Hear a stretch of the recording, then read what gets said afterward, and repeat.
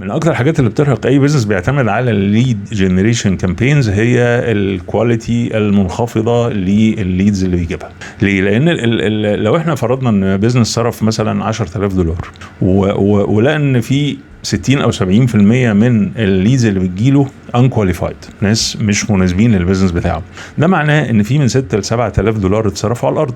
ده كده احنا بنتكلم في التكلفه المباشره بتاعت الاعلانات، غير ان في كمان تكلفه غير مباشره بتاعت التيم اللي هيشتغل على الليدز دي علشان يبيع لها. الناس دي بتتواصل، بيترد عليهم سواء من خلال رسائل او من خلال ايميلات او من خلال تليفونات. الكلام ده كله بياخد من ريسورسز السيلز تيم، وبالتالي فكواليتي الليدز دي حاجه مهمه للغايه علشان نقدر نقول ان البيزنس بياخد احسن عائد على الاستثمار في الاعلانات. الكلام ده بيجي منين؟ بيجي جزء كبير منه من تحليل الاحتياجات بتاعه الجمهور اللي احنا بنكلمه. ليه؟ لان نوع الرساله اللي هتروح له هي اللي هتحكم على جودته، هي اللي هتفلتره. الفلتره مش بتيجي من الاستهداف بتاع الميديا باينج في الاعلانات، الفلتره الحقيقيه بتحصل من الكوبي اللي بتتكتب، الصيغه الاعلانيه اللي بتتكتب في الاعلان، او السكريبت اللي بيتكتب للفيديو لو كان فيديو. هو ده اللي بيحسن جدا كواليتي الناس اللي احنا بنجيبهم.